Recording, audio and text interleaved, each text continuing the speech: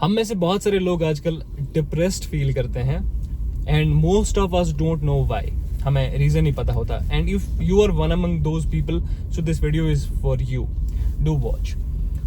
Now इंसान की psychology समझने के लिए सबसे पहली चीज जो हमें करनी चाहिए वो एक चाइल्ड की साइकोलॉजी समझनी चाहिए. Because child age a human being is the purest form of human being, क्योंकि उसके अंदर ग्रीड नहीं है, राइट? उसमें लालच नहीं है, उसको किसी को कोई पॉइंट प्रूव नहीं करना, किसी को कुछ दिखाना नहीं है ना? तो जो बच्चा होता है वो बिल्कुल पाक साफ होता है, जहनी तौर पर, फिजिकली भी, और मेंटल स्टेट भी उसका साफ होता है.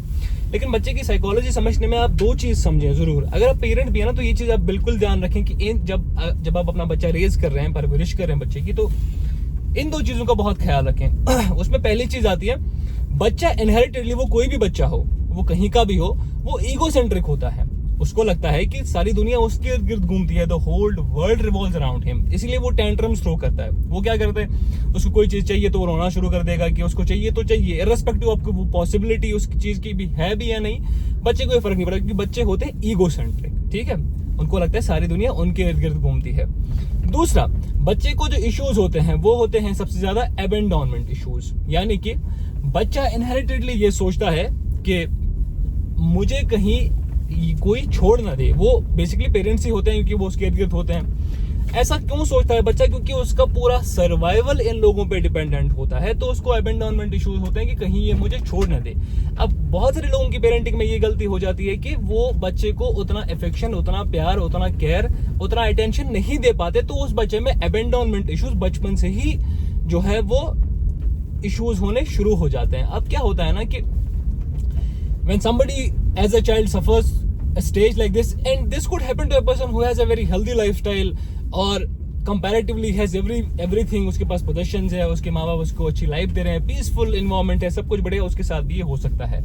now what happens इसके बाद is the important phase. now when this child grows up, इसने ना अपने सेल्फ की जो इमेज है, अपनी रिफ्लेक्शन है, उसको बहुत नेगेटिव कर दिया है. he feels like unwanted, he feels nobody loves him, nobody gives him the attention he needs, nobody cares about him. so what would he do now? he would pack this image of self. अब इस image को, अपनी self की इस image को, जो अपने आप जैसे अपने आप को देखता है, उसको एक डब्बे में बंद करके दिमाग में रख लेता है. ठीक है, now he will spend his whole life proving to himself that he is worthy of love, he is worthy of attention, he is worthy of every other thing that is there to receive. तो अपनी पूरी जिंदगी अभी क्या कोशिश करता है? he tries to be very nice. that is called nice guy syndrome. ठीक है, अब ये कोशिश करता है to please everybody. he doesn't know how to say no, he doesn't know how to think about himself first. ये कभी अपने आप को पहले रखेगा ही नहीं, क्योंकि it's not because कि इसको ये नहीं आता कि पहले अपने आप को कैसे पहले रखे, बट इट इज जस्ट कि वो, इसको पता ही नहीं है कि वो क्या चीज होती है. ठीक है, इसको पता ही नहीं है कि सेल्फ लव क्या होता है, इसको पता ही नहीं कि अपने आप को प्रायोरिटी बनाना क्या चीज होती है. तो इसके साथ जब इसको इश्यूज होना शुरू हो जाते हैं, तो इसमें सबसे पहली चीज फंडामेंटली व्हाट हैपेंस इज कि इसका माइंडसेट बहुत ही खराब होने लग जाता है. सेल्फ लव नाम की कोई चीज ही नहीं होती. नाउ ये तो सारे प्रॉब्लम स्टेटमेंट्स हो गए ना. What is the solution? And whenever I से you need to work on yourself, issues पे काम करने की जरूरत है, what does that mean? ये कोई it's not a metaphorical sentence that I use out of the blue कि you have to work on yourself and you have to do things for yourself. it only means कि कुछ चीजें हैं जिनका बहुत खास ख्याल रखना है. अगर आपको लगता है कि you are somebody who goes through this, who is in a stage like this, what he needs to do is कि उसको पहली चीज जो काम करने की जरूरत है वो ये है कि वो अपने आप को पहचान ले. मतलब पहचानना इन द सेंस कि इसके ना सिम्टम्स होते हैं. For example, if you are somebody who is there, कि जिसको हम कॉन्फ्लिक्ट मैन भी कहते हैं, जो सब लोगों को कॉन्फ्लिक्ट रिजोल्व करने के लिए सबसे पहले आ जाता है. ठीक है, जिसको लगता है उसकी रेस्पॉन्सिबिलिटी ही कॉन्फ्लिक्ट रेजोल्यूशन है, लोगों के मसले मसाइल हल करना है, तो this is a problem. Let me tell you. दूसरी चीज जो होती है, सबसे मेन चीज जो होती है, उसको ये लगता है कि ही इज अ गिवर. ठीक है, and he has to give to everybody around, and he has to provide for everybody around, but nobody will provide for him, nobody would love him for who he is or what he does, or उसके flaws, वो अपने आप के flaws हमेशा छुपाने की कोशिश करता है. he always tries to be very nice to people, which is also an issue. तो ये सारी दिक्कतें अगर आपको लगता है किसी शख्स में, तो definitely there is something wrong with that person. I'm not labeling anybody कि ये depressed है, नहीं है, anxiety है, but these are general issues, and almost 80-90% people go through this. होता है, सबके पास ही होता है. अब यही है कि एक्नॉलेजमेंट कुछ लोगों के पास नहीं है, तो वो मानने के लिए तैयार ही नहीं है, वो अलग बात है, बट होता सबके पास है. ठीक है, दिखाता कोई नहीं. अब ये प्रूव करने के लिए पूरी दुनिया को कि आप कितने महान हैं, आप कितने अच्छे हैं, आप ये दुनिया को प्रूव करने के लिए चक्कर में अपने आप की बैंड बजा देते हैं क्योंकि आपकी जो अपनी इमेज दिमाग में है वो तो खराब ही है यार। ये बहुत सिंपल सी चीज है।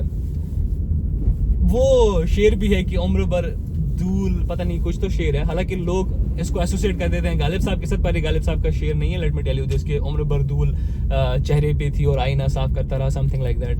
बट एसेंस इसका यही है कि अगर आपका ये वाला सेटअप खराब है, if the image of your self, if your self projection is ruined, if you are somebody who has a low self esteem, who has a wrong image of self, no matter what you achieve in life, irrespective of what you do in life, you will always feel like you're not good enough. You will always feel कि you are not worthy enough, or you will always feel कि तुम जो कर रहे हो वो सही नहीं है, और तुम अपनी नजरों में कभी अपने आप को अच्छे से देख ही नहीं पाओगे और अपने लिए कुछ नहीं कर पाओगे। तो उसके लिए क्या करना होता है? उसके लिए सिंपल सी चीज है भाई, सेल्फ लव से शुरू करो। Do things for yourself. पहले जो तुम करना शुरू कर दोगे तुम्हें बहुत अजीब लगेगा, तुम्हें लगेगा कि ये मैं क्या कर रहा हूँ, बहुत अजीब चीजें हैं। But eventually you will realise कि this is what you need to do अपने आप को खुश रखने के लिए।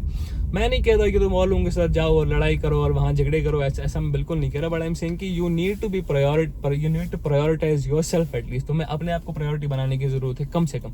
तुम ये नहीं कह सकते कि तुम सबके लिए तैयार हो, जब तुम्हारी बारी है तो कोई नहीं है। एक यस मैन और एक नो मैन में यही फर्क होता है। यस मैन को ये पता नहीं होता कि लाइन कहाँ ड्रॉ करनी है, विच मीन्स कि उसको आप कुछ भी कर देना कि ये करना है वो करना है, वो हर चीज में हाँ कर देगा आपको, क्योंकि उसे नहीं पता लाइन का, क्योंकि उसको ना एक जोन में फिट इन होना है, उसको एक जगह फिट इन होना है, उसको कहीं आना है इस बीच, उसको अपने आप के लिए एक जगह क्रिएट करनी है, उसको वहां ना एक प्लेस बनानी है अपने लिए। तो वो कोशिश करता रहता है हमेशा कि किसी तरह मैं किसी को हर्ट ना कर दूं, किसी को बुरा ना लग जाए मेरी वजह से, किसी को मुझसे नफरत ना हो जाए, कोई मुझे हेट ना करना लग जाए, कोई मेरे फ्लॉज ना देख ले, कोई मेरी ऐसी जो मेरी ऐब है वो ना देख ले, और मेरी जो इमेज है जो गुड बॉय वाली वो कहीं खराब ना हो जाए। तो ये सारे मसले होने लग जाते हैं उसके साथ ना। ये तो हो गए इश्यूज।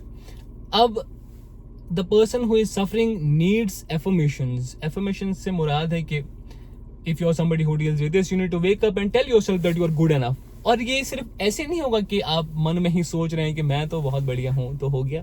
एफर्मेशंस एग्जैक्टली आपको शीशे में खड़ा होकर अपने आप से आंखें मिला के अपने आप को बोलना है कि आई एम गुड एनफ। ठीक है, I am capable of everything, I am worthy of everything, I deserve love, I deserve affection, I deserve everything that is there in the universe, that universe can provide, I deserve it. ये आपको खुद से बोलना है। That's how you start affirming के I am good enough. क्योंकि आप ना काउंटर कर रहे हो ना एक इमेज को, जो इमेज आपके दिमाग में ऑलरेडी है, जो बचपन से इनग्रेन्ड है, उसको आप काउंटर कर रहे हो इस चीज से कि यू आर चेंजिंग समथिंग। और जो 20 साल में, 25 साल में, 30 साल में इमेज बन गई, वो 3 दिन में ठीक नहीं हो सकती। You need to know this that it would take a hell lot of time to change the whole scenario. You would need to do it regularly. आपको फिर बहुत टाइम के बाद जो चेंजेस है वो दिखना शुरू होंगी, क्योंकि इवेंचुअली हम क्या करते हैं, 2 दिन इस पे काम करते हैं, ये एक्सरसाइज करते हैं, उसके बाद हमें रियलाइज होता है कि नहीं, this is not working out, that's not how you do it. And first and foremost, if you don't even acknowledge it, there is no point of doing this exercises. क्योंकि आपको जब पता ही नहीं है कि इश्यूज हैं, आप उसको एक्नॉलेज करने के लिए तैयार ही नहीं है, तो फिर कोई पॉइंट ही नहीं बनता इस पे काम करने का। So my whole point of making this video is कि there are a lot many people who deal with things, who are depressed or who feel कि उनके साथ कुछ तो मसला है, but they don't exactly know what the issue is, or they don't feel comfortable talking about this, or they don't speak to their friends or family about this। और यही देसी कल्चर में भी कौन सा सपोर्ट मिलता है फैमिली में यहाँ, तो we all know this, right? Let's be very honest about this. Let's address the elephant in the room. देसी पेरेंट्स को, देसी फैमिलीज में ये चीजें आप बोल तो आपको बोलेंगे कि ऐसा कुछ नहीं होता, पागल हो गया, पता नहीं क्या बकवास कर रहे हो। So they will label you with things. So I know how things are. That's why I try to create a safe space in my videos, and I try to be as vulnerable as I can be in my videos, so that people who go through this can speak out. They can think about it as very normal things. ठीक है, उनको इसे taboo बनाने की जरूरत ना पड़ जाए, because obviously when I speak up, there are people who resonate with this, and then they can also speak up. That's the whole point of making this video. I hope you like this one. In case you do let me know. And also please, if in case you have suggestions, do let me know in the comment. आपको पसंद आता है तो please like करें. That motivates me to make more videos. And आपको नहीं आता है तो please, if there is no dislike option, you can comment that I don't like this and you hate this. That's totally fine with me. And if you're watching on YouTube, please do subscribe. If you're watching on Facebook, do follow and share. We'll see you in the next one. Till then, goodbye.